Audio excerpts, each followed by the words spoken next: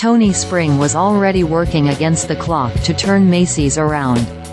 Now, the CEO will have two fresh faces on the department store retailer's board of directors as it weighs whether to bet on his vision or sell the nearly 166-year-old retailer to activist investors.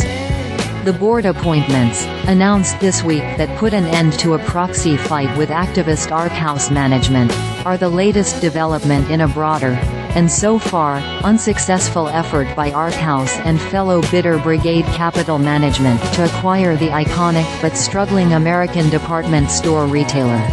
It stops the pressures in the here and now, said Neil Saunders, managing director of research firm GlobalData.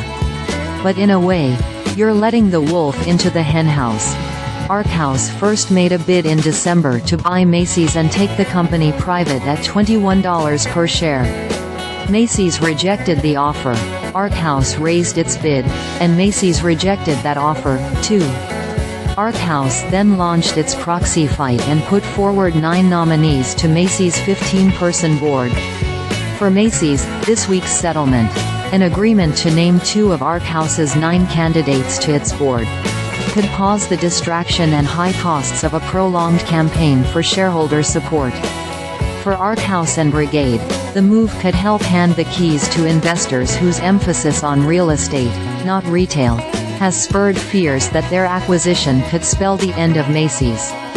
Both Macy's and Arkhouse struck a conciliatory tone in their statements this week. But one thing is clear: the battle at Macy's is not over. Other department store chains have faced challenges from activists in recent years, and even when those efforts fall short, the pressure can bring about sweeping changes.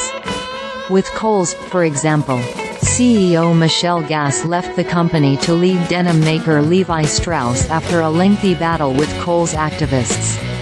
At the time, her predecessor at Levi, Bergh, said activist investors helped drive her out of Kohl's doors.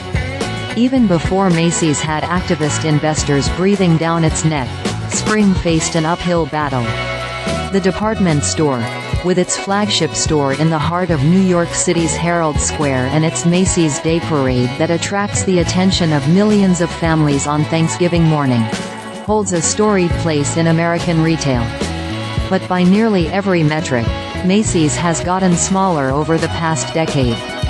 Its employee count, store count and stock price have fallen as the company has lost market share to competitors, including off-price chains like TJ Maxx, big box stores like Target, as well as online retailers and specialty stores.